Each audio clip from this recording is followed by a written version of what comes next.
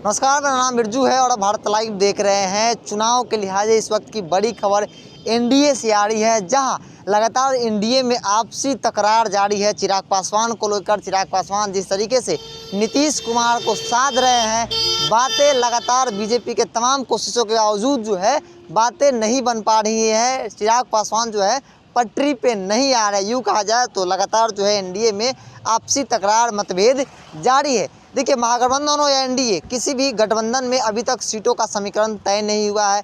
पहला चरण के 71 सीटों के लिए नामांकन भी पर्चा जो भरा जा चुका है, लेकिन इस वक्त की बड़ी खबर आपको बता दें एनडीए खेमे से आ रही है, जहां लगातार बीजेपी के जो तमाम बड़े नेता हैं और कोशिश तो कर रहे थे कि नीतीश कुमार, मुख्यमंत्री नीतीश कुमार और तमाम जो जेडीयू के बड़े नेता हैं उनसे मुलाकात करने की कोशिशें लगातार हो रही थी। नीतीश कुमार यहाँ तक कि मैसेज भी आता था कि आज जो है कहीं ना कहीं जो एनडीए का एक बैठक होने वाला है, खासतौर पर बीजेपी और जेडीयू के बीच, लेकिन वो लगातार जो नहीं हो रही थी। और आज आपको बता दें कि आज जो है बीजेपी और जेडीयू के बीच बैठक होने वाली थी, वो भी अंततः टाल दिया गया। एक वक्त बात और बता दूं आपको कि जिस तरीके से जेडीयू नीतीश कुमार के जो करीबी हैं, जो उनके सलाहकार हैं, उनके जो जेडीयू के तमाम बड़े नेता हैं, उनकी बैठक भी लगातार चल रही है। बातें अपनी कोऑर्डिनेशन को लेकर लगातार बढ़ पा रहे हैं, लेकिन चिराग पासवान की जब बात आ रही है तो वो कहीं ना कहीं बैक फुट पे एनडीए के जो सहयोगी है, नीतीश कुमार हो या बीजेपी, बैक फुट पर नजर आ रही है। कहा जा रहा था कि कहीं बीजेपी जो है उनको चिराग पासवान को मना लेगी, लेकिन तमाम कोशिशों के बावजूद जो है चिराग पासवान अपनी जिद पर अड़े हुए। सीटों का गणित भी समझाया गया था, लेकिन उन सभी के बावजूद जो है चिराग पासवान नीतीश कुमार पर जो हमला करने से बाज नहीं आ रहे हैं। आपको बता दें कि आज जो है बैठक होने वाली थी।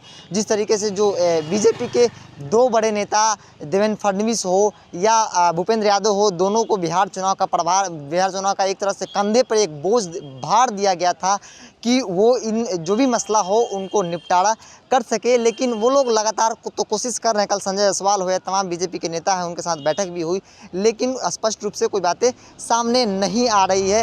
लेकिन लगातार कोशिशों के बावजूद जेडीयू से उनकी मुलाकात तो हुई थी कुछ दिन पहले, लेकिन जो औपचारिक तौर पर बातें सामने आनी चाहिए थी, चूँकि बहुत समय बीत गया है और बहुत कम समय है, अभी तक कुछ क्लियर नहीं हुआ है। और अंततः आज जो है दोनों बड़े नेताओं को, देवेंद्र फडणवीस और भूपेंद्र यादव को दिल्ली अचानक से बुलाया गया। वो स्पेशल जो जहाज़ है उनसे उनको दिल्ली रवाना होना पड़ा कुछ देर पहले, लेकिन मीडिया से बातचीत करने के दौरान उन्होंने कुछ नहीं बोला। लगातार वो कोशिश तो कर रहे थे मीडिया कर्मी कि उनसे कुछ पूछा जाए, लेकिन हाथ ऐसे दुराते हुए वो कहीं ना कहीं निकल गए। इससे पहले भी जब वो कहीं एयरपोर्ट पर मिलते थे तो ज़रूर अगर मीडिया कर्मी उनसे सवाल पूछती थी तो उनका जवाब ज़रूर देते थे, लेकिन इस बार वो चुप्पी साधते हुए वो निकल गए। आपको बता दें कि चिराग पासवान जिस तरीके से आज भी एक आधिकारिक तौर पे एक बयान जारी किया, जिसमें नीतीश कुमार जिस तरीके से जिन योजनाओं के जरिए, जिन जो उनके यूँ कहा जाए तो उपलब्धियों के जरिए दोबारा सरकार में आने की कोशिश कर रहे हैं, 7 निश्चय योजना हो या 2 की बात की जाए,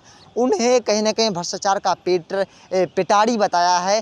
और लगातार जिस तरीके से बीजेपी कोशिश तो कर रही है कि चिराग पासवान मान जाए, लेकिन चिराग पासवान फिलहाल अभी तो नहीं मान रहे हैं। समय बीतता जा रहा है और महागठबंधन की बात की जाए तो वहाँ भी ऑल इज़ वेल नहीं कहा जा सकता है। सीटों का गणित अभी तक तय नहीं हुआ है। आलाकमान तक की स्थिति आ गई है कि अब जो फैसला होगा वो आलाकमान करेंगे। इस वक्त की बड़ी खबर एनडीए से आ रही है कि जो 2 बड़े नेताओं को बीजेपी ने जो एक जिम्मा दिया था बिहार चुनाव का, वो अंततः यहाँ से रवाना हो गए। और देखना होगा कि आज जो रात की मीटिंग दिल्ली में होने वाली, कहा जा रहा है कि दिल्ली में आज मीटिंग होंगी एलजेपी के साथ, क्या कुछ बातें निकल के आती है वो भी हम आपको अपडेट करते रहेंगे। फिलहाल कितना है, जुड़े भारत लाइव के साथ। नमस्कार।